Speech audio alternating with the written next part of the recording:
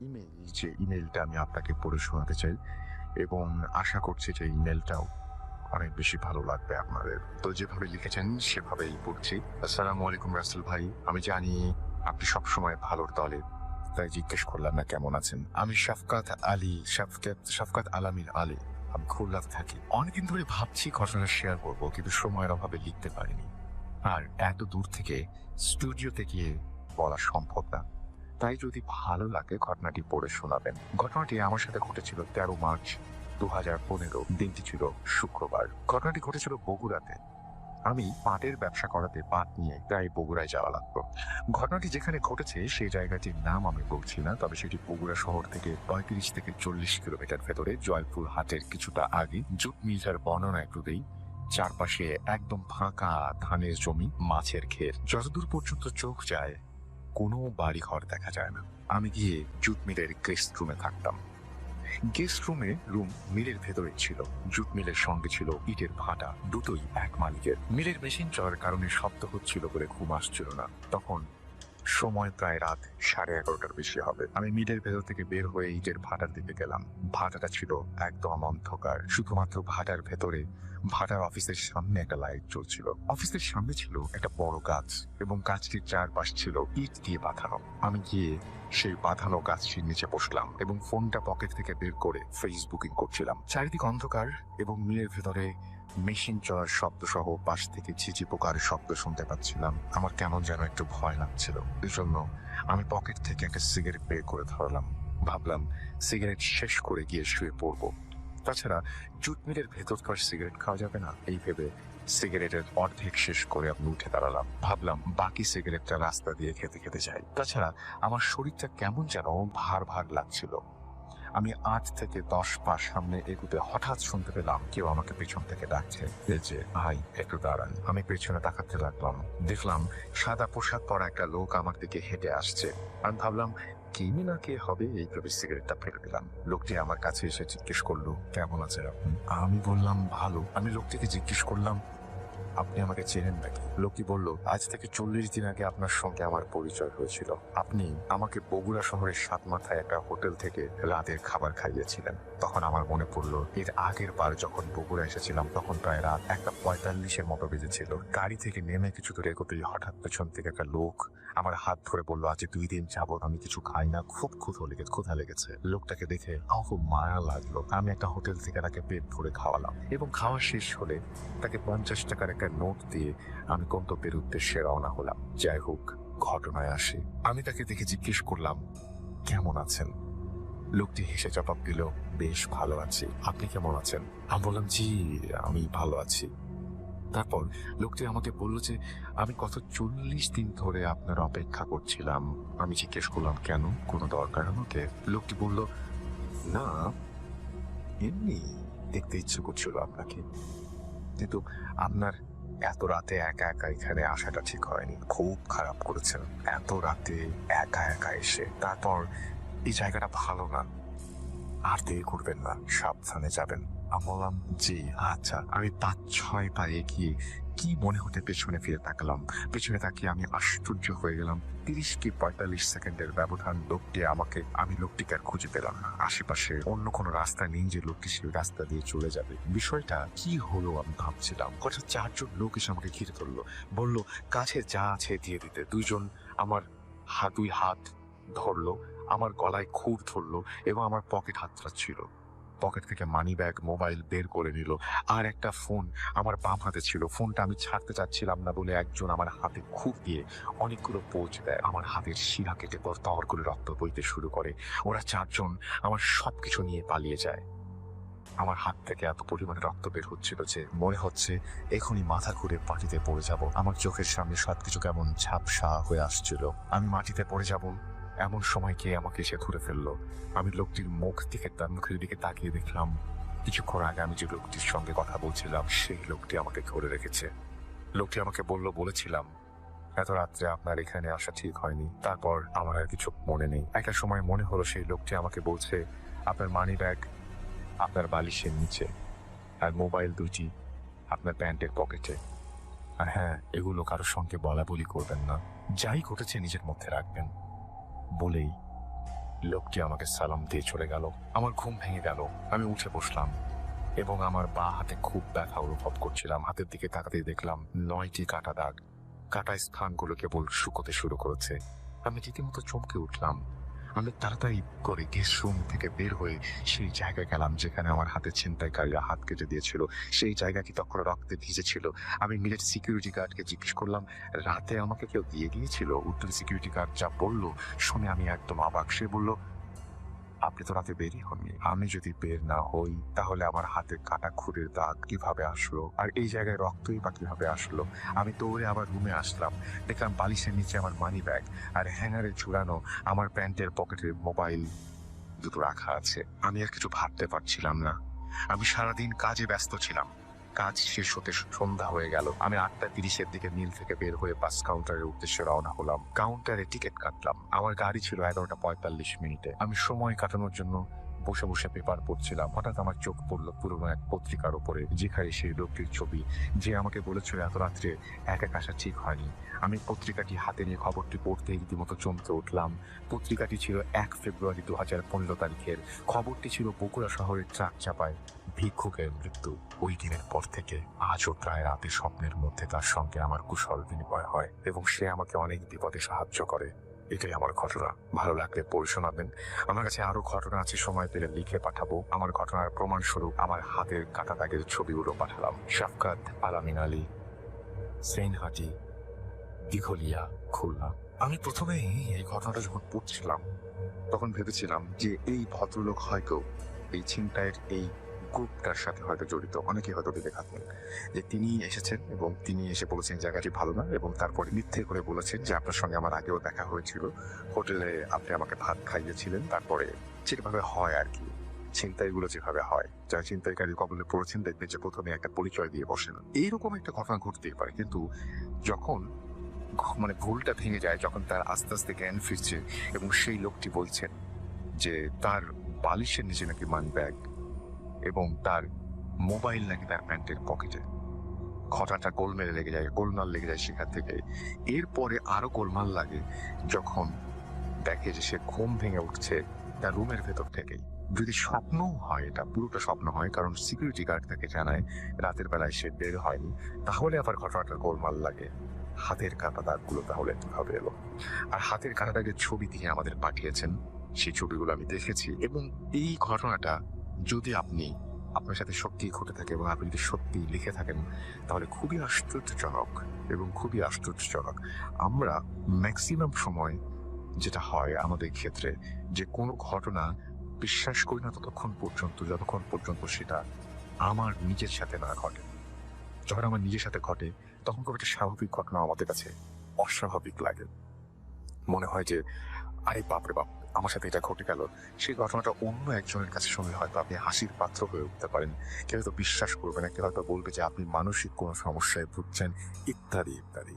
আপনি যখন অন্যেরটা শুনছেন তখন এরকমই লাগে। যখন নিজের সাথে ঘটে, একা ঘরে আপনার ভয় লাগছে, আপনার মনে হচ্ছে এই ঘরের মধ্যে কেউ আছে, আপনি যদি এই 2 লাইন আমাকে লিখে পাঠিয়ে দেন তাহলে এটা যদি আমি কারোর সাথে শেয়ার করি তাহলে হয়তো অতটা আপনার জায়গা থেকে দেখে বা আপনার জায়গাতে বসে ওটা অনুভব করাটা কষ্ট হবে। বাট আপনি শুধুমাত্র জানেন যে আপনার ওই সময়টা কোথায় কেমন গেছে।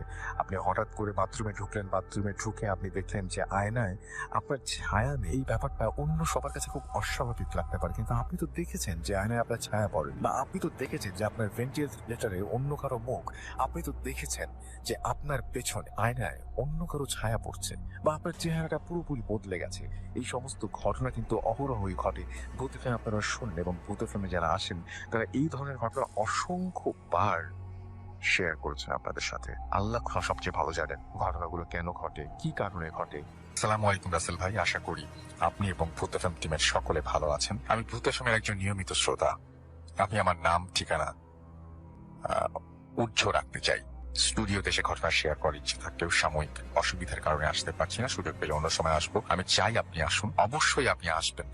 আমার গ্রামের বাড়ি চুয়াডাঙ্গা জেলার একটি গ্রামে। ঘটনাটি আমি আমার এক বন্ধুর কাছে শুনেছি। এই ঘটনাটি পুরোপুরি সত্য। আমার বন্ধুটির বাড়ি আমাদের গ্রামের একেবারে শেষ প্রান্তে এবং আমিও ভুক্তভোগী ব্যক্তিকে চিনি ও জানি। ঘটনাটি সহজে বোঝার জন্য আমি কিছু ভাষার পরিবর্তন আপনার পরিলক্ষিত হবে। ক্ষমা সুন্দর দৃষ্টিতে দেখবেন। আমি যে ঘটনাটি শেয়ার করব সেটা স্পর্শকাতর এবং ভুক্তভোগী ব্যক্তি এখন স্বাভাবিক জীবনযাপন করছেন, ফলে আমি তার আসল নাম প্রকাশ করছি না। আমি ঘটনাটি বুঝার সুবিধার্থে একটি ছদ্মনাম ব্যবহার করছি।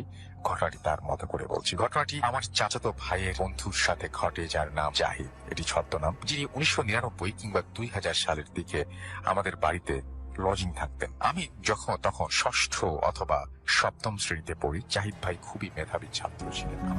ডিয়ার লিসেনার, আজকের এই ভয়ঙ্কর এপিসোডে আপনাদের স্বাগতম। যারা আজকের এই রাসেল ভাইয়ের কণ্ঠে সম্পূর্ণ ভিডিওটি শুনতে চান তারা অবশ্যই আমার মতো হেডফোন লাগিয়ে নেন, কেননা আজকের এই এপিসোডটি সম্পূর্ণ নতুন এবং অনেক ভয়ঙ্কর হতে চলেছে। তাই চলুন দেরি না করে আমরা বাসাইকৃত ধাপে ধাপে 2-3টা ইমেইল শুনবো, অনেক ভয়ঙ্কর। চলুন চলে যাই। তিনি পড়াতেন। বলে রাখা ভালো যে এই জাহিদ ভাইয়ের বাড়ি ছিল ইন্ডিয়ার বর্ডারের খুব কাছাকাছি একটি অঞ্চল, তার একটি গ্রামে, এবং তার স্কুল ছিল আমাদের পাশের গ্রামে। স্কুল থেকে বাড়ি প্রায় 6-7 কিলোমিটারের দূরত্ব। সে সময় যোগাযোগ ব্যবস্থা ও রাস্তাঘাট খারাপ থাকায় বর্ষাকালে রাস্তায় খুব কাদা থাকতো, ফলে যাতায়াত খুব কষ্টসাধ্য ছিল। ফলে ওই অঞ্চলের অধিকাংশ ছাত্র আমাদের অঞ্চলের বিভিন্ন বাড়িতে লজিং থাকতো। জাহিদ ভাই তখন এসএসসি পরীক্ষার্থী। আমাদের বাড়ি ছিল দুটি ঘর, একটি ছিল উত্তর দিকে এবং অপরটি ছিল দক্ষিণ দিকে। দুটি ঘরের মাঝখানে বিশাল উঠান। প্রথম কয়েকদিন জাহিদ ভাই এবং আমি দক্ষিণ দিকের দোতলা ঘরটিতে ঘুমাতাম, কিন্তু তিনি অনেক রাত পর্যন্ত পড়ালেখা করতেন, যার ফলে আমার ঘুমের খুব ব্যাঘাত হতো। তাই আমি উত্তর দিকের ঘরে ঘুমাতাম এবং জাহিদ ভাই একাই থাকতেন। সে সময় সাধারণত গ্রামের বাড়িতে টয়লেট ঘর থেকে বেশ কিছুটা দূরে থাকতো। একদিন মধ্যরাতে আমার বড় চাচা বাইরে বের হয়ে দেখেন জাহিদ ভাইয়ের ঘরের বারান্দা থেকে নেমে একটা মেয়ে ওড়না মুড়ি দিয়ে বের হয়ে ঘরের পেছন দিকের প্রাচীর বেয়ে চলে যায়। আমার বড় চাচা মেয়েটার গন্তব্য লক্ষ্য করে ঘরের পেছনের দিকে গিয়ে দেখেন কেউ কোথাও নেই, চারিদিকে নীরব নিস্তব্ধ। কিন্তু এত উঁচু প্রাচীর একটা মেয়ে কিভাবে টপকাতে পারে? তিনি একটু দ্বিধায় পড়ে গেলেন। এবার তিনি জাহিদ ভাইয়ের জানালা দিয়ে উকি দিয়ে দেখতে পেলেন পড়তে পড়তে তিনি চমকছেন। তিনি তখন কিছু না বলে চলে আসেন। পরদিন ব্যস্ততার কারণে তিনি বিষয়টি ভুলে যান। পরদিন রাতে আমার দাদি বাইরে বের হলে তিনি দেখেন কে যেন দক্ষিণ দিকের ঘরের পাশ দিয়ে দ্রুত বেগে পালিয়ে প্রাচীর টপকিয়ে চলে গেল। বলে রাখা ভালো যে আমার দাদির অনেক বয়স হওয়ায় তিনি চোখে ভালো দেখতে পেতেন না, তাই তিনি মনে করলেন বাড়িতে চোর এসেছে। তিনি দ্রুত চলে আসেন এবং আমার বাবাকে ডাকতে শুরু করেন এবং বলেন বাড়িতে চোর এসেছে। আমরা সবাই তখনই বের হয়ে দেখি কেউ কোথাও। তখন মধ্যরাত, যা হোক, সে রাতে আবার সবাই ঘুমিয়ে পড়লাম। পরদিন সকালে সবাই এলো এই বিষয়ে আলোচনা করতে। ঠিক এই সময় আমার বড় চাচা সেখানে উপস্থিত হন এবং জানতে চান কি হয়েছে। তখন আমার দাদি রাতের ঘটনাটি বলেন। তখন আমার বড় চাচা বলেন, আমিও আগের দিন একটি মেয়েকে দেখেছি। তখন সবার ভেতর একটা গুঞ্জন শুরু হয়ে যায়। সবাই জাহিদ ভাইকে সন্দেহ করা শুরু করলো। এদিকে জাহিদ ভাই সকালে প্রাইভেট পড়তে চলে যায়। সেদিন সকালে বড় চাচা জাহিদ ভাইকে ডেকে জিজ্ঞাসা করেন সে কিছু জানে কিনা। জাহিদ ভাই বিষয়টি এড়িয়ে যান এবং বলেন সে কিছু জানেন না। আমার বড় চাচা খুবই ধার্মিক প্রকৃতির মানুষ। তিনি বিষয়টা নিয়ে একটু চিন্তা করে জাহিদ ভাইকে বললেন তুমি যাও। কয়েকদিন পর বড় চাচা বাজারে গেল জাহিদ ভাইয়ের বাবার সাথে দেখা করতে এবং তিনি বিষয়টি নিয়ে ওনার সাথে আলাপ করেন। এবং তখন জাহিদ ভাইয়ের বাবা বলেন যে আপনাদের আমার আগে জানানো উচিত ছিল। তিনি বলেন প্রায় 1 বছর আগে জাহিদ তাদের নিজের গ্রামে একটি মেয়ের সাথে সম্পর্কে জড়িয়ে পড়ে। মেয়েটি তার সহপাঠী ছিল। বিষয়টি জানাজানি হলে আমি মেয়েটির বাবাকে বিষয়টি জানাই, যাতে তিনি মেয়েটিকে সাবধান করেন এবং বুঝান যে তারা ভুল করছে। আমিও জাহিদকে বুঝাই যাতে তার ভবিষ্যৎ নষ্ট না হয়। তারা এখনো অনেক ছোট মানুষ, আবেগপ্রবণ হয়ে একটা ভুল করে ফেলেছে। তাদেরকে শুধরানোর সুযোগ দিলে হয়তো শুধরে যাবে। তাই তাকে বেশ নমনীয়তার সাথে বুঝালাম। এদিকে মেয়েটির বাবাও মেয়েটিকে খুবই কড়া শাসন করে, কিন্তু তারা একে অপরের সাথে যোগাযোগ অবিচ্ছিন্ন রাখে। এতে জাহিদ পড়ালেখার প্রতি অমনোযোগী হয়ে যায় এবং তার রেজাল্ট খারাপ হয়। এই জন্য আমি তাকে মারধর করি এবং মেয়েটার বাবাকে আবারও বলি যে মেয়েটাকে যেন শাসন করে। এরপর দিন মেয়ের দাদার সাথে আমার রাস্তায় দেখা হয় এবং তিনি আমাকে বলেন আমার সাথে কিছু কথা আছে। তিনি আমায় বলেন যে আমার জাহিদের সাথে তার নাতনি বিয়ে দিতে। আমি অত্যন্ত রেগে গিয়ে ওনাকে অপমান করলাম এবং বললাম আপনার নাতনিকে সাবধান করে দেবেন যাতে ভবিষ্যতে এসব না আসুন। বলে রাখা ভালো যে মেয়েটির দাদা একজন কবিরাজ প্রকৃতির লোক ছিলেন এবং টুকটাক কুফরি কালামও করতেন। যেহেতু আমার ছেলে অত্যন্ত মেধাবী, তাই এত অল্প বয়সে বিয়ে দিয়ে ওর ভবিষ্যৎ নষ্ট করতে চাই। এর প্রায় সপ্তাহখানেক পর একটি রাতে মেয়েটি বিষপান করে আত্মহত্যা করে। এতে আমার ছেলে খুবই ভেঙে পড়ে। মেয়ে পক্ষ বাদী না হওয়ায় এটি একটা অপমৃত্যুর মামলা হয়। নিয়ম অনুযায়ী মেয়েটির লাশ ময়নাতদন্ত শেষে দাফনের কাজ সম্পূর্ণ হয়। আমিও মেয়েটার দাফনে গিয়েছিলাম। শেষ হওয়ার পর আমি মেয়েটির বাবাকে সান্ত্বনা দিচ্ছি, এমন সময় মেয়েটির দাদা আমাকে বললেন, আমি তোমার ছেলেকে কোনোদিন শান্তিতে থাকতে দিব না। এমনকি তিনি আরো বলেন যে আমার ছেলেকে কোনোদিন বিয়ে দেব দিতে দিবেন না এবং আমার ছেলের জীবন নষ্ট করে ছাড়বেন। আমি ভীষণ শঙ্কিত হয়ে পড়লাম, কারণ সে তো কবিরাজ, না জানি আবার আমার ছেলেকে কুফরি কালাম করে। পরিস্থিতি শান্ত করার জন্য আমি বাড়ি চলে আসি। সবকিছু ঠিকই ছিল, কিন্তু এর প্রায় 3-10 পর একদিন রাতে আমি বাইরে বের হয়ে দেখি আমার ছেলের ঘরের সামনে একটি মেয়ে বসে কাঁদছে। আমার পায়ের শব্দ পেয়ে সে পূর্ব দিকে আমাদের বাগানের মধ্যে অদৃশ্য হয়ে গেল। আমার সারা শরীর ভয়ে আতঙ্কে শিউরে উঠল। পরদিন সকালে আমি কাউকে কিছু না বলে আমাদের পাশের ইউনিয়নের এক গ্রামে একজন নাম করা কবিরাজের কাছে যাই এবং পুরো ঘটনা ওনাকে খুলে বলি। উনি আমাকে কিছু তাবিজ দিলেন এবং বললেন, আগামী মঙ্গলবার রাতে আপনার বাড়ি বন্ধ করতে হবে। এরপর মঙ্গলবার রাতে বাড়ি বন্ধ করে তিনি চলে যাওয়ার পর আর কিছু ঘটনা ঘটে। 2 দিন পর আমার ছেলে আবার স্কুলে যাওয়া শুরু করে। সেদিন রাতে আবার জাহিদের আম্মা বাইরে বের হলে দেখে জাহিদের রুমের সামনে সেই নারী মূর্তিটি বসে আছে এবং তাকে দেখে আবারও পালিয়ে যায়। পরদিন আমি আবার সেই কবিরাজের কাছে গিয়ে ঘটনা বললাম। তিনি বললেন যে আপনার ছেলের বাইরে যাওয়ার ফলে এই সমস্যা হয়েছে। যিনি এই কুফরি কালাম করেছেন তিনি খুব শক্তিশালী। আমার আর কিছুই করার নেই। এরপর আমি অনেক কবিরাজের কাছে গেছি, কিন্তু কোনোদিন কোনো কাজ হয়নি। এরপর থেকে প্রত্যেক রাতে দেখা গেছে ওই নারী মূর্তি আমার ছেলের ঘরের সামনে বসে কাঁদছে এবং কারো উপস্থিতি টের পেলেই পালিয়ে যায়। তারপর থেকে এভাবেই চলছে। আমার বড় চাচা সব শুনে অভয় দিয়ে বললেন, দুশ্চিন্তা করবেন না। বড় চাচা বাড়ি চলে আসলেন। বড় চাচা বাড়িতে এসে রাতের খাবার খাওয়ার সময় জাহিদ ভাইয়ের অনুপস্থিতি ঘটনাটা সবাইকে বললেন। এতে বাড়ির সকলের সন্দেহ দূর হলো, কিন্তু সবাই খুব আতঙ্কিত হয়ে পড়লেন। এই জন্য না জানি আমাদের বাড়ির কারো আবার কোনো ক্ষতি হয়ে যায়। এর 2-3 দিন পর আমার ফুফাতো ভাই আশরাফুল ভাই আমাদের বাড়িতে বেড়াতে আসলেন এবং রাতে তিনি বাইরে বের হলেন। দেখেন যে জাহিদ ভাইয়ের রুমের সামনে বসে কে যেন কাঁদছে। তিনি একটু সামনে যেতে দেখেন একটা মেয়ে হাঁটুর মধ্যে মাথা গুঁজে খুবই করুণ স্বরে কাঁদছে। তিনি বলেন যে আমার ফুফাতো ভাই খুবই সাহসী একজন মানুষ। স্বভাবতই তিনি মেয়েটিকে ধমক দিয়ে বললেন, এই কে তুই? অমনি মেয়েটি ঘুরে দাঁড়ালো এবং তিনি দেখলেন একটি বিভৎস নারী মূর্তি, যার চোখ ঘোর রক্তবর্ণ, এবং সে আচমকা আমার ভাইকে এক ধাক্কায় মাটিতে ফেলে দিয়ে ঘরের পেছন দিকে অন্ধকারে মিলিয়ে গেল। আমার ভাইও প্রচন্ড আঘাতে মাটিতে পড়ে গোঙাতে শুরু করে। জাহিদ ভাই গোঙানির শব্দ পেয়ে বাইরে এসে আমার ভাইকে দেখে চিৎকার করে আমাদের ডাকতে থাকে। আমরা সবাই বাইরে এসে দেখি আমার ভাই একটানা গোঙাচ্ছে এবং তার মুখ দিয়ে ফেনা বের হচ্ছে এবং তার হাতে একগুচ্ছ সাদা চুল। বলে রাখা ভালো যে আশরাফুল ভাইকে ধাক্কা দেওয়ার সময় তিনি মেয়েটির চুল খামতে ধরেছিলেন। জলদি করে তাকে ঘরে নিয়ে এসে মাথায় পানি দিয়ে এবং আগুনে সেক দেওয়া হয়, কিন্তু কোনো পরিবর্তন না হলে তার শরীরে অনেক জ্বর আসে এবং কাঁপুনি শুরু হয়। এভাবে ভোর হয়। সকালে আমার বড় চাচা তাকে এক কবিরাজের কাছে নিয়ে গেলেন, সাথে আমি, অচেষ্ট ভাই, আমার দাদি, আমার বাবাও গেলেন। কবিরাজ সাহেব কিছু শুনলেন এবং সাদা চুলগুলো দেখে আমার ভাইকে কিছু তাবিজ কবজ দিলেন এবং বললেন জাহিদ ভাইকে যেন তার কাছে নিয়ে যাওয়া হয় এবং সাথে 3টে শিং মাছ তিনি বড়শি দিয়ে লাল রঙের কাইতুন সহ 3 ধাতুর মাদুলি নিয়ে আসা হয়।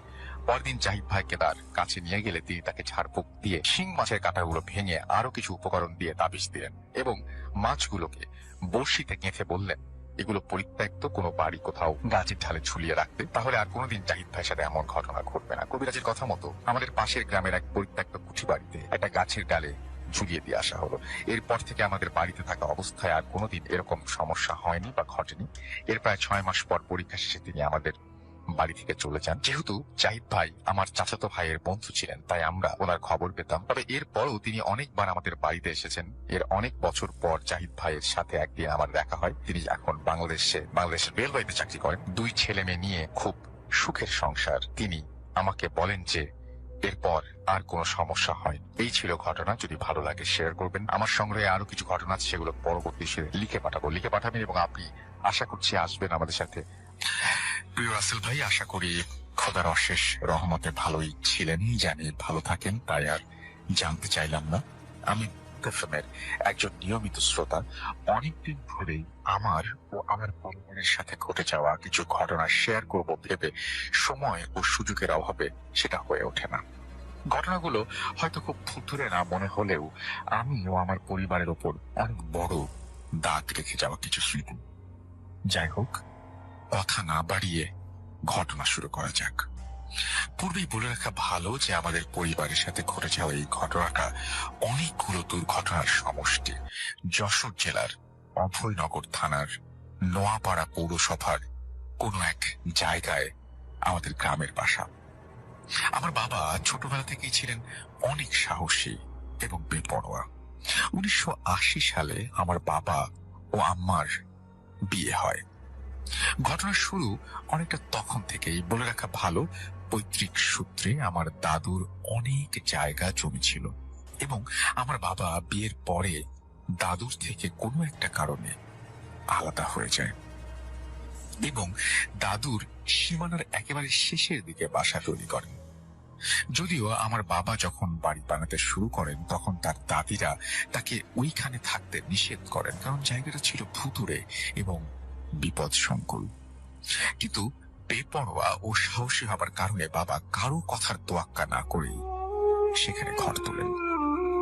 আমার দাদার মুখে শুনেছি যে আমাদের বাড়ির সামনে দিয়ে কোনো এক আমলে আগে নদী ছিল এবং আমাদের বাড়ির ওইখানে ছিল শ্মশান ঘাট।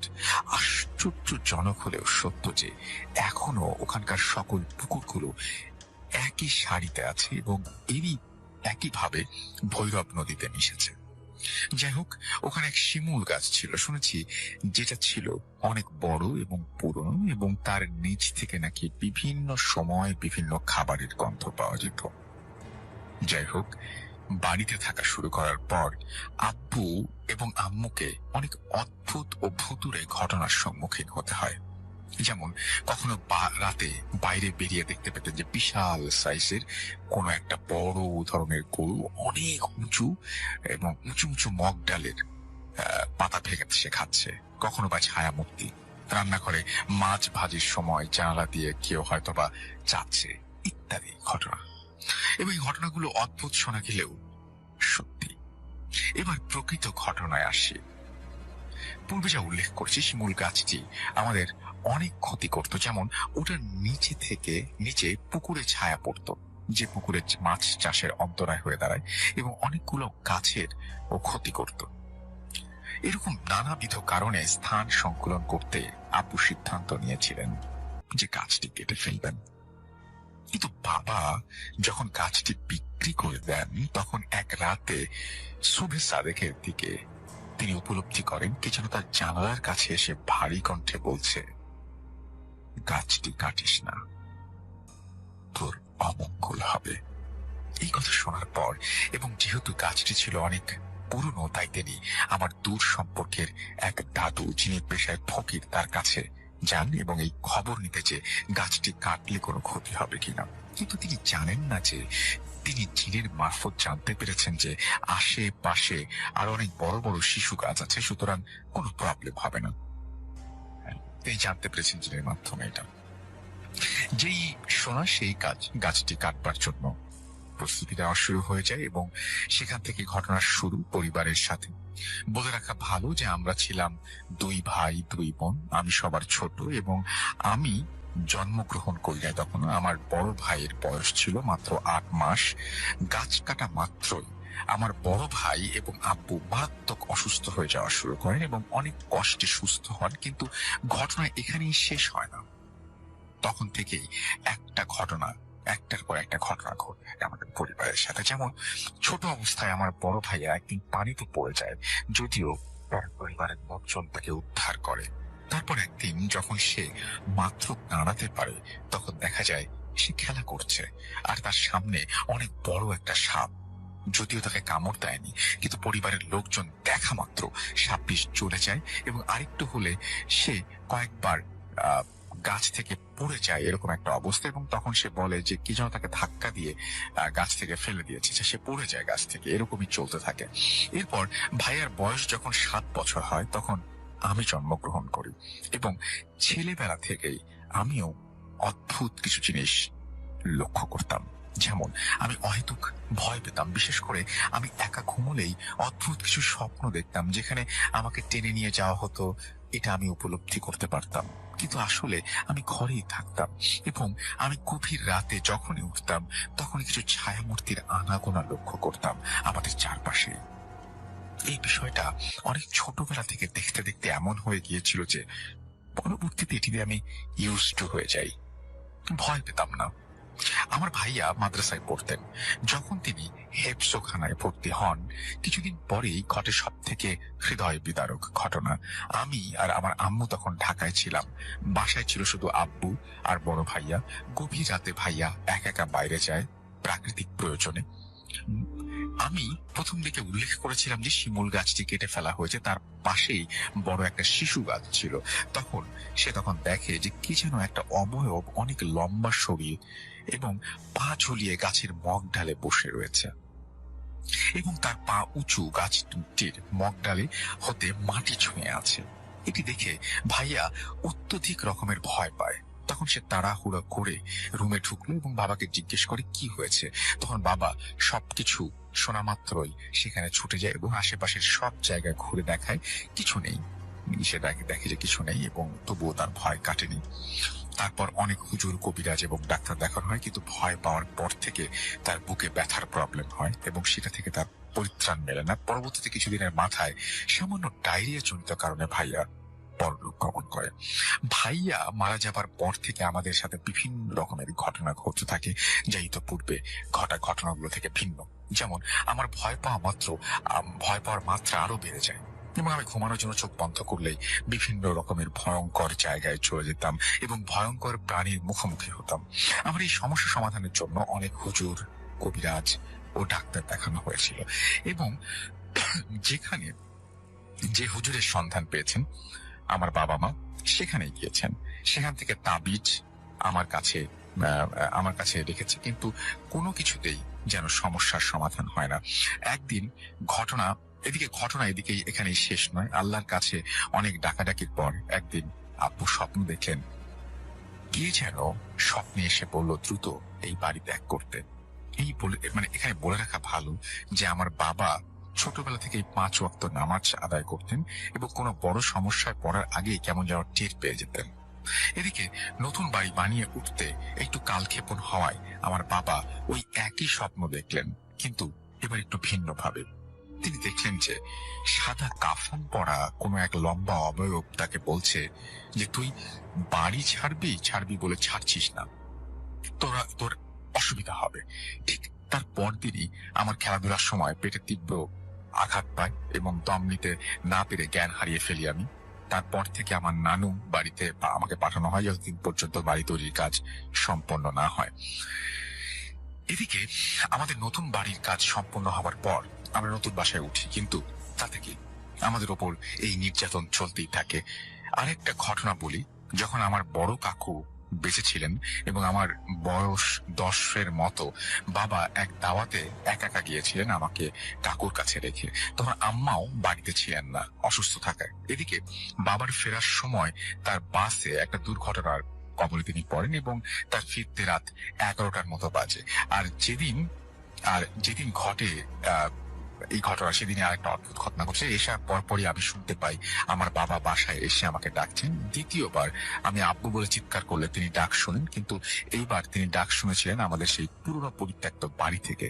সেদিন কি জানি কি ভেবে আমার বড় চাচু আমাকে একা না পাঠিয়ে বড় এক কাজিনকে সাথে পাঠায় এবং তার সাথেই হয়তোবা ওই দিন আমি রক্ষা পেয়েছিলাম। বাসায় আসার পর আমাদের দুইজনকে গা ছমছম করে ওঠে এবং তৃতীয়বারের মতো আব্বু বলে ডাকলে এবার আর কোনো রেসপন্স পাই না আমরা। আমাদের এই অবস্থা শুনে আমার বড় চাচু আবার আমাকে তার কাছে ডেকে নিয়ে যায়, কারণ আমাদের বাসা এবং চাচুর বাসাটা প্রায় পাশাপাশি পড়ে। আব্বু 11টার দিকে আসলে চাচু সব কথা খুলে বলেন এবং আব্বু বলে যে এই মাত্র তিনি আসছেন এবং বাসায় না ঢুকে সোজা এখানে চলে এসেছেন আমার সন্ধানে। এইরকম অদ্ভুত ঘটনা আমার সাথে অনেক ঘটেছে। তাছাড়া এখানে আরো বলে রাখা ভালো যে পূর্বে আব্বু একদিন স্বপ্ন দেখেন কে যেন তাকে বলছে যে তুই 2 কলসি টাকা দিতে চেয়েছে, কিন্তু তিনি নেননি। আমাদের গ্রামে এমন টাকার স্বপ্ন অনেকেই দেখেছে, কিন্তু যেই বা নিতে চেয়েছে তার 2 সন্তান মারা গিয়েছে। যাই হোক, টাকা নিতে অস্বীকৃতি জানালে বাবাকে ওই জিনিসটা আমাদের পুরনো বাড়ি একটি রুম ভাঙতে নিষেধ করে এবং সেই রুমটি এখনো আছে এবং বাবা দেখে 2 কলসি। তো বন্ধুরা, অলিম্পিক তো পার হয়ে গেল এবং আমাদের জন্য আমাদের প্লেয়াররা খুব ভালো পারফর্ম করেছে। তবে আমরা তো আর অলিম্পিক খেলতে পারবো না, তবে আমরা কিছু গেম খেলে অর্থ উপার্জন করতে পারবো অনেক্সে। অনেক্স হলো একটা ট্রাস্টেড প্ল্যাটফর্ম এবং আমাদের মতো নতুন গেমার্সদের জন্য একটা সঠিক জায়গা। এখানে আপনি গেম খেলে উপার্জন করতে পারেন, আর এখানে সমস্ত ইন্টারেস্টিং গেম রয়েছে। আর ক্র্যাশ গেম আমার খুব ফেভারিট। তো চলুন আপনাদেরকে এবার ক্র্যাশ গেম খেলে দেখাই আর উইথড্রলের অপশনটা আপনাদেরকে দেখাবো। দেখুন, এখানে একটা প্লেন উড়ে আছে, আর এই প্লেনটা উড়ে যাওয়ার আগে আপনাদেরকে ক্যাশ আউটে ক্লিক করতে হবে। আর এখানে উইথড্রল কিন্তু খুব ইজি, মাত্র 1 ক্লিকে কিন্তু আপনি উইথড্রল করতে পারবেন। তো দেখতে পেলে অনেক খেলা কতটা সহজ। তো বন্ধুরা, দেরি কিসে, তাড়াতাড়ি যান আমার কমেন্টে দেওয়া লিঙ্কে ক্লিক করুন আর আমার প্রোমো কোড ইউজ করে রেজিস্টার করুন। আর সাথে সাথে আপনি পেয়ে যান আপ টু 1,69,000 পর্যন্ত বোনাস। টাকা ওইখানে মুভ করছে মাটির ভেতর। আমি ছোটবেলা থেকে রাত করে পড়তে পারতাম না। নতুন বাড়িতে আসলেও যখনই জানালা দিয়ে ওইদিকে চোখ যেত তখন দেখতাম ঘরের ভেতর গভীর রাত্রে আগুন জ্বলছে, কখনো বা কি জানি গলায় ফাঁস দিয়ে ঝুলে আছে ইত্যাদি। আমাদের নতুন বাড়িটার দূরত্ব এবং পুরোনো বাড়িটা থেকে বেশি দূরে নয়, বড়জোর 80 থেকে 100 মিটার হবে। এভাবে অনেকদিন চলার পর আমার বয়স যখন 10 বছর, তখন আমরা আল্লাহর করুণা লাভ করি। আমাদের নোয়াপাড়াতে একজন অনেক বড় পীর ছিলেন, যাকে আমার মেজ হুজুর বলে আমরা চিনতাম। তিনি একদিন আমাদের একজনের উপরে ভর করা জিন ছাড়াতে আমাদের বাসায় আসেন এবং আমার বাবা তাকে নিয়ে আসেন। তিনি আব্বুকে কাছে ডেকে তদবির দেন। আমি ছোট থাকায় বুঝিনি, তবে আমাকে তিনি কয়েকটা উপদেশ দেন, যেমন 12 বছর পর্যন্ত যেন একা না থাকি, সন্ধ্যার পরে যেন বের না হই, 5 ওয়াক্ত নামাজ পড়ি, প্রতি সন্ধ্যায় 3 বার করে সূরা নাস, ফালাক ও ইখলাস পাঠ করি, সেই 3 বার না ডাকলে যেন রেসপন্স না করি, ইত্যাদি ইত্যাদি। আল্লাহর রহমত তারপর থেকে কোনো সমস্যা হয়নি। কিন্তু এখনো বাসায় গেলে কিংবা বাসার কিছু জায়গায় অন্ধকারে বেরোলে এখন আমার শরীর ভারী হয়ে ওঠে। আমাকে আমাদের বাসা বন্ধ দেওয়া হয়েছে কিনা বা কিছু করা হচ্ছে কিনা এই ব্যাপারে আমাকে কিছু জানানো হয়নি বা হয় না। তবে কয়েকদিন পূর্বে শুনলাম যে আমার আব্বু নাকি ভয় পেয়েছেন এবং 15 দিনের মতো জ্বরে আক্রান্ত ছিলেন তিনি। এখন আল্লাহর রহমতে সুস্থ আছেন, যেটাও আমাকে জানানো হয়নি এবং বাসার বাইরে থাকি বলে জানতেও পারি না। পরিশেষে আমার জন্য দোয়া করবেন, আল্লাহ যেন ভালোভাবে বাঁচার তৌফিক দেন এবং পড়াশোনা প্রজেক্টের চাপে স্টুডিওতে এসে ঘটনা শেয়ার করতে আমার সমস্যা আছে এবং ঘটনাটি আমার সাথে পুরনো বাড়ির কিছু ছবিও তিনি পাঠিয়েছেন এবং সেই ছবিগুলো আমি দেখেছি। থ্যাংক ইউ সো মাচ, আপনাকে অনেক অনেক ধন্যবাদ। আজকে যে ইমেইলটি আছে সেই ইমেইলটি আমার কাছে মনে হচ্ছিল যে আমি কিছু কিছু সময় থাকে না যে কোনো কিছু আপনি পড়লে বিশ্বাস করতে কষ্ট হয়, তারপরে মনে হয় সবার সাথে শেয়ার করি, দেখি সবাই কি বলেন। আমরা আশা করবো যে আপনিও এটা শোনার পরে জানাবেন আপনার অনুভূতি। এবং আমি শুরুতেই বলে দিচ্ছি আবারও আমাদের ভূতফমের সেই কথাটি যে বিশ্বাস করা বা না করাটা সম্পূর্ণভাবে আপনার ব্যাপার। আর আমাদের যে ঘটনা পাঠিয়েছেন, আজকে 2টো ঘটনা আমি পড়ার ইচ্ছা আছে আমার। 2টো ঘটনাই পাঠিয়েছেন এমন দুজন যারা চাইলেই স্টুডিওতে আসতে পারেন এবং তাদের ইচ্ছা আছে কোনো একটা কারণে এখন আসতে পারছেন না, কিন্তু ফিউচার তারা আসতে চান। আমি খুবই চাইবো যে আপনারা স্টুডিওতে এসে সরাসরি আপনাদের ঘটনা শেয়ার করেন। পড়ছি যেভাবে লিখেছেন ঠিক সেভাবেই। রাসেল ভাই নমস্কার, আমি নিপু আচার্য, বর্তমানে একটি বেসরকারি এনজিওতে ম্যানেজার হিসেবে কর্মরত আছি। সরাসরি আমার ঘটনায় চলে যাচ্ছি। ঘটনাটি 2000 সনের, তখন আমি 8ম শ্রেণীর ছাত্র। প্রচন্ড দরিদ্রতার কারণে এই অভাবের সাথে সংগ্রাম করে সে সময়টা আমি পার করছি। পরিবারে নিদারুণ দৈন্যতা থাকার কারণে মন চাইলেও ভালো কিছু খেতে পারতাম না। এমনই অবস্থার মধ্য দিয়ে সময় পার করছিলাম। হঠাৎ একদিন আমার পাশের বাসার এক দাদু আমাকে বলল, নিপু, দত্তবাড়ির এক লোক মারা গেছে, পোড়াতে যাবি? উল্লেখ্য ওই দাদু আমাদের অত্র এলাকায় মানুষ পোড়ানোর জন্য বিশেষভাবে পরিচিত ছিল। তো দাদুর সাথে জীবনে প্রথম মানুষ পোড়াতে গেলাম। সত্যি বলতে কি, তখন পোড়াতে গেলে শ্রাদ্ধ খেতে পারবো তাই গিয়েছিলাম। এভাবেই শুরু হলো আমার মানুষ পোড়ানোর কাজ। এরপরে কোথাও মানুষ মারা গেলেই ডাক আসতো পোড়ানোর জন্য, আর আমিও ওই ডাকে সাড়া দিতাম। এভাবেই মানুষ পোড়ানোর নেশা হয়ে গেল আমার, আর আমিও শ্রাদ্ধ খেতে যেতাম। এভাবে কেটে গেল 2 বছর। আমি হয়ে গেলাম এলাকা জুড়ে নাম করা ডন। আমার এখন 32 বছর বয়স চলছে। আপনারা কি বুঝাতে পারবো না যে কত মানুষ এই 2 হাতে শ্মশানে পুড়িয়েছি।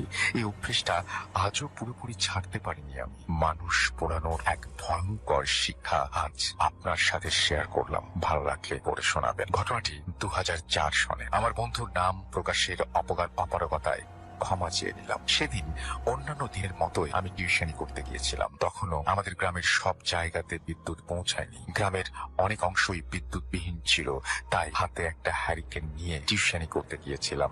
যাবার সময় প্রচন্ড বৃষ্টি ছিল, তাই ওই সময়টা ছিল আষাঢ় মাস। জোয়ারের পানিতে আমার ছাত্রর বাড়ির রাস্তা ডুবে গিয়েছিল। হাঁটু সমান ওর মধ্য দিয়ে আমি যাচ্ছিলাম। কিছু দূর হাঁটার পরে আমি পানির মধ্যে পিছলে পড়ে যাই। আমি স্পষ্টত হ্যারিকেনের আলোয় দেখি এক বৃদ্ধ বয়সী মহিলা পানিতে শুয়ে আমার দিকে এক দৃষ্টিতে তাকিয়ে আসছে। দেখি যত না ভয় পেয়েছি তার চেয়ে বহু গুণ চমকে গিয়েছিলাম। উনি এখানে শুয়ে আছেন কেন? চিৎকার করতেও পারছিলাম না, মান সম্মানের ভয় যে আমার ছাত্রর বাসা প্রায় কাছেই, আমি চলে এসেছি, ওরা শুনলে কি ভাববে। 3-4 সেকেন্ড পরেই সেই বৃদ্ধ মহিলা রাতের কালো অন্ধকারে মিলিয়ে গেল।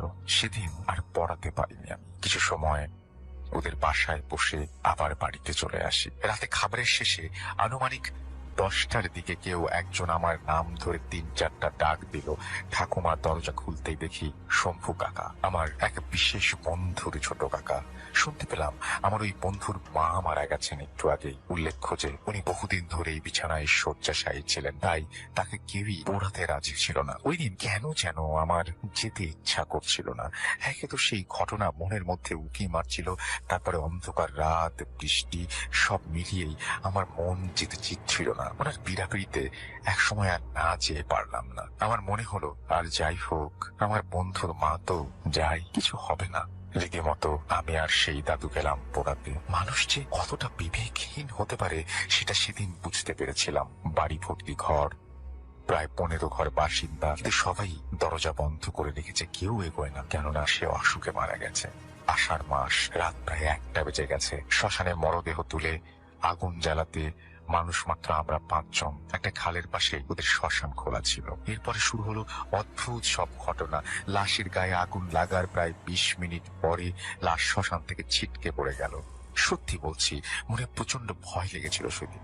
দাদু বলল লাশের রকে টান বেড়েছে। আমার শ্মশান সাজিয়ে ওই আধপোড়া লাশ শ্মশানে তুলে বলো হরি হরি বলে আবার আগুন জ্বালালাম, কিন্তু লাশের গায়ে আগুন লাগছে না।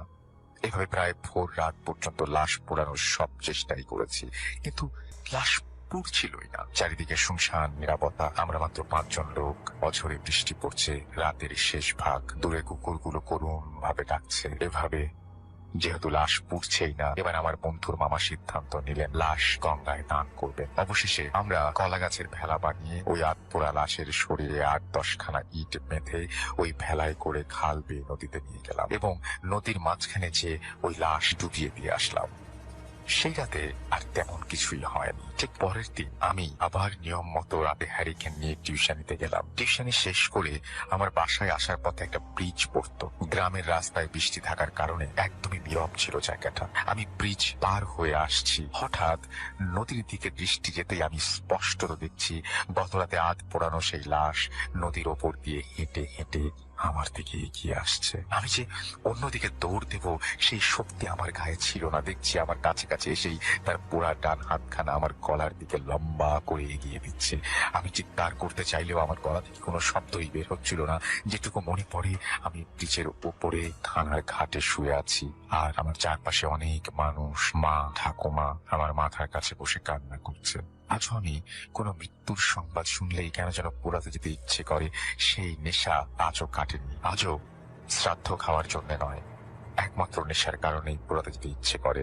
কিন্তু যখনই ওই কথা মনে পড়ে পা বাড়াতে বড্ড ভয় হয়। সেই ধ্বনি বলো হরি হরি বল, বলো হরি হরি বল। নিপু আচার্য, মেরুল বাড্ডা, ঢাকা। আপনার নামটা প্লিজ একটু বলবেন, আপনি কোথা থেকে এসেছেন, তারপর আপনার ঘটনায় যাবো আমরা। আপনার তো ছোট ছোট অনেকগুলো ঘটনা আছে, আপনার নাম আর আপনি কোথা থেকে এসেছেন সেটা আগে শুনুন। থ্যাংক ইউ রাসেল ভাই।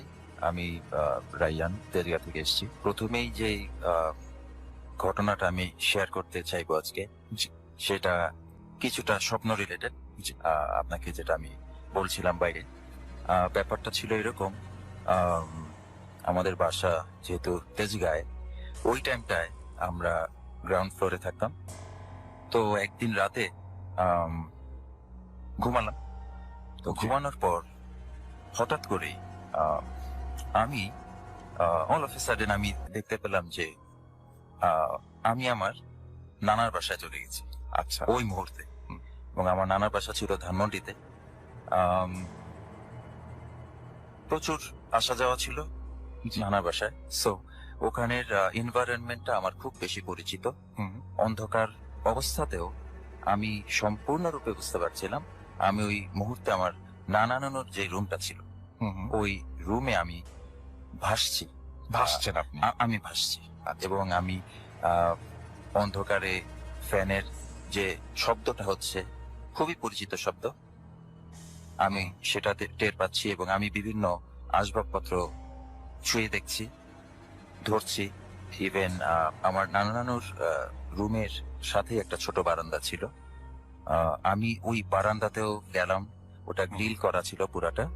গ্রিল ধরছি, বাইরে যোজনা দেখতে পাচ্ছি, আবার রুমের ভিতরে ঢুকলাম। অল অফ এ সাডেন আমি ধপাস করে যেন আমার তেজগার বাসার বিছানায় পড়লাম এবং জেগে গেলাম। মানে পুরাটা ব্যাপার খুব তাড়াতাড়ি করেছে। খুব তাড়াতাড়ি ঘটলো এবং খুবই অদ্ভুত একটা ব্যাপার যে এত রিয়েলিস্টিক। মানে আমি যেন ওখানে চলে গিয়েছিলাম ওই মুহূর্তটাতে। ওই সময়টা যেন আমি আমার নানার বাসাতে অবস্থান করছিলাম এবং আমি যেন হঠাৎ করেই আবার আমার বাসার বিছানায় চলে আসলাম। এরকম একটা ব্যাপার ছিল আর কি জিনিসটা। ওকে ওকে, আচ্ছা, আপনার সাথে তো আরো কিছু ঘটনা ঘটেছে, সেই ঘটনাগুলো আমরা একটু শুনে ফেলি যে আর কি ঘটনা। হ্যাঁ, আরেকটা ঘটনা আমি বলবো, এটাও আমার নানার বাসা কেন্দ্রিক একটা ঘটনা। আমি আগে একবার ইমেল পাঠিয়েছিলাম আপনাকে, ওখানে আমি একটু প্যাটার্নটা বলেছিলাম নানার বাসার, যে প্রতিটা তালার প্রথম রড যে সিঁড়ি, এটা থেকে ঘুরে পরবর্তী তালায় যাওয়ার আগে একটা করে ছোট এক্সটেন্ডেড তালা ছিল, যেটাকে আমি যে 1.5 তালা 2.5 তালা এভাবে বলেছিলাম। তো 3.5 তালার একটা ঘটনা বলি আমার নানার বাসার। ওই টাইমটাতে আমার নানার বাসায় কিছু মেরামতের কাজ চলছিল। তো যে কারণে ওই মেরামতের কাজ যারা করছিলেন তাদের একজন লিডার ছিল, তাকে সবাই সর্দার বলে ডাকতো। তো আমি 3.5 তালার যে রুমটা ছিল ওটার বারান্দায় গিয়ে দাঁড়ালাম। তো দেখলাম ওই সর্দার নামে যিনি, উনি রুমের ভেতরে একটা চৌকির মতো ছিল, ওখানে বসে টুকটাক কাজ করছেন। সামথিং যেমন বিভিন্ন যে কাজের জন্য রাজমিস্ত্রির কাজে যেসব জিনিসগুলো ব্যবহৃত হয় ওরকম জিনিসগুলো গুছাচ্ছেন, বের করছেন, রাখছেন, সামথিং লাইক দ্যাট। তো আমি বারান্দায় দাঁড়িয়ে ওনার দিকে যখন তাকালাম, উনি আমাকে বললেন, তোমাকে একটা জিনিস দেখাবো, তুমি দেখবা? তো আমি বললাম যে হ্যাঁ দেখান তো। তো ওনার যে জায়গাটা উনি বসা ছিলেন তার পাশে একটা বাথরুম ছিল, আর ওই বাথরুমের সামনে একটা ড্রাম রাখা ছিল। তো উনি বাথরুমের দিকে তাকিয়ে বললেন আয়। তো বলার সাথে সাথে বাথরুম থেকে একটা সম্পূর্ণ কালো ফিগার, এটা কোনো চোখ নাই, মুখ নাই, কিচ্ছু না, জাস্ট একটা কালো বডি বেরিয়ে ওই ড্রামের মধ্যে খুব সজোরে একটা করে থাপ্পড় দিচ্ছে আর সেকেন্ডের মধ্যে বাথরুমের মধ্যে ঢুকে যাচ্ছে। সে আবার বাথরুমের দিকে তাকায়, বলতেছে আয়। সঙ্গে সঙ্গে বাথরুম থেকে ওই ফিগারটা বেরিয়ে খুব তড়িৎ গতিতে ড্রামে থাপ্পড় দিয়ে আবার ঠিক সেভাবে বাথরুমে ঢুকে যাচ্ছে। এভাবে 3-4 বার এই ব্যাপারটা রিপিট হলো। তো সঙ্গে সঙ্গে আমি ওখান থেকে এক মানে বাসে চলে